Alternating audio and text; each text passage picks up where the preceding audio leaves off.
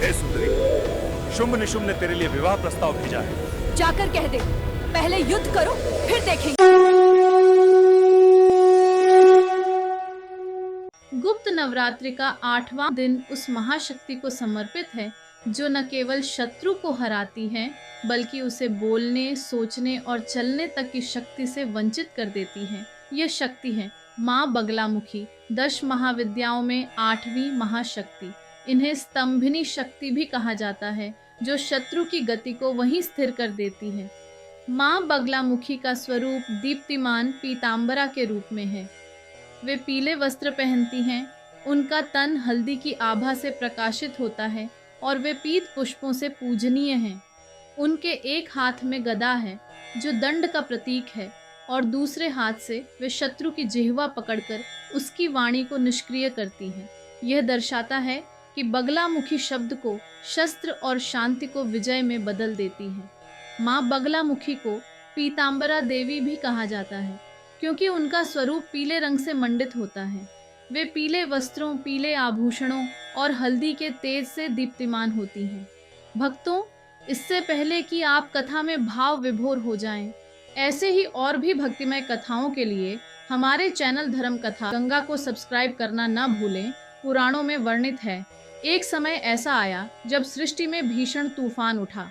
दिशा दिशा में केवल अंधकार था। आकाश में अशुभ चिन्ह, पृथ्वी पर अशांति, जल में जहर और वायु में भय फैल गया। यह तूफान केवल प्रकृति का नहीं था बल्कि मानवता के विवेक, धर्म और सत्य के अस्तित्व पर भी प्रश्न चिन्ह बन गया था। देवता भी इस उथल पुथल में कमजोर पड़ने लगे। उनके अस्त्र निष्क्रिय हो गए, यज्ञ विफल होने लगे और आर्षियों का ध्यान टूट गया। तब भगवान विष्णु ने हरिद्रा सरोवर के तट पर पीले वस्त्र धारण कर गुप्त तपस्या आरंभ की।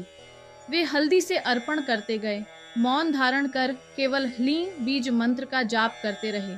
कई युगों बाद उनकी भक्ति से प्रसन्न होकर एक दिव्य तेज प्रकट हुआ और उसी से प्रकट हुई माँ बगलामुखी पीले प्रकाश में नहाई हुई।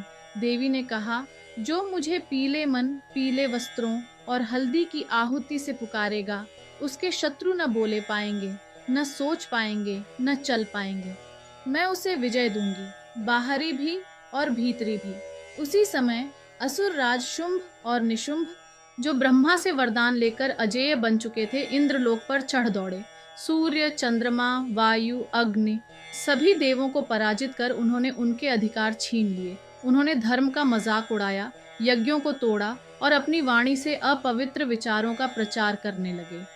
देवता भागे भागे हिमालय पहुंचे और माँ आदि शक्ति से प्रार्थना की। तब माँ ने विविध रूपों में अवतार लिया। एक में चंडिका, दूसरे में काली और फिर प्रकट हुई माँ बगलामुखी, जो वाणी से लड़ती है, हथियार से नहीं। शुंभ निशुंभ ने देवी को बलात् विवाह प्रस्ताव भेजा। देवी मुस्कुराई और उत्तर दिया, पहले युद्ध करो फिर निर्णय होगा। हे सुंदरी, शुंभ निशुंभ ने तेरे लिए विवाह प्रस्ताव भेजा है। जाकर कह दे, पहले युद्ध करो फिर देखेंगे। युद्ध आरंभ हुआ। माँ चंडिका ने चंड मुंड का वध किया। माँ काली ने रक्त बीज को समाप्त किया। माँ बगलामुखी ने रणभूमि में स्तंभन का चमत्कार दिखाया। उन्होंने असुरों की सेनाओं की वाणी को निष्क्रिय कर दिया। उनके मंत्रियों की बुद्धि कुंठित हो गई, सेनापति चेतना शून्य हो गए। निशुंभ क्रोधित होकर युद्ध भूमि में आया। देवी ने एक तेज बीज मंत्र का उच्चारण किया और निशुंभ वहीं स्तब्ध हो गया। उसकी आंखें फटी की फटी रह गईं। वह न कुछ सोच सका, न चल सका, न बोल सका। माँ ने अपनी गदा उठाई और एक ही प्रहार में उसका अंत कर दिया। अब आया शुंभ। उसने गर्जना की, पर उसकी गर्जना हवा में ही रुक गई। माँ बगलामुखी ने चेताया, तू रुक जा, तू जान नहीं पाया स्त्री की शक्ति क्या होती है। पर शुंभ ने ना माना। माँ ने उसकी सारी शक्ति स्तब्ध कर दी। उसकी बुद्धि भ्रमित हो गई। फिर माँ ने उसकी छाती पर गदा का वार किया। शुंभ धरती पर गिरा और अंधकार सदा के लिए समाप्त हो गया। उस क्षण आकाश से देवगण प्रकट हुए। फूलों की वर्षा होने लगी।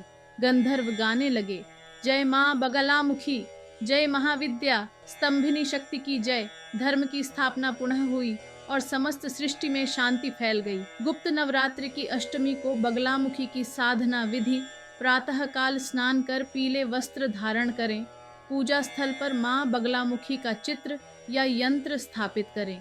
पीले पुष्प, हल्दी, पीली मिठाई और केसर चढ़ाएं। दीपक में तिल का तेल जलाएं। 108 बार ओम ह्लीं बगलामुखी सर्व दुष्टानां वाचम मुखम पदम स्तंभय जिह्वा कीलय बुद्धिम विनाशय ह्लीं ओम स्वाहा मंत्र का जाप करें। विशेष फल हेतु हल्दी की माला का प्रयोग करें और स्तंभन यंत्र पर तिलक करें। माँ बगलामुखी की कृपा से शत्रुओं की चाल, वाणी और बुद्धि निष्क्रिय होती है। कोर्ट केस, विवाद, राजनीति या किसी भी झगड़े में विजय मिलती है। वाणी में प्रभाव और आत्मविश्वास कई गुना बढ़ता है। मानसिक भय, डिप्रेशन और असुरक्षा खत्म होती है। साधक में आकर्षण, संयम और निर्णय की शक्ति बढ़ती है। गुप्त नवरात्रि की यह अष्टमी केवल पूजा का दिन नहीं, बल्कि साधना और आत्मशक्ति को जागृत करने का अवसर है। माँ बगलामुखी की स्तंभना शक्ति हमें यह सिखाती है कि केवल बाहरी नहीं, आंतरिक शत्रुओं जैसे क्रोध, भय, लोभ को भी स्थिर करना अत्यंत आवश्यक है। अब एक लाइक तो माँ के लिए कर ही दो और कमेंट में माँ बगलामुखी की जय लिखना न भूलें। बोलिए माँ बगलामुखी की जय।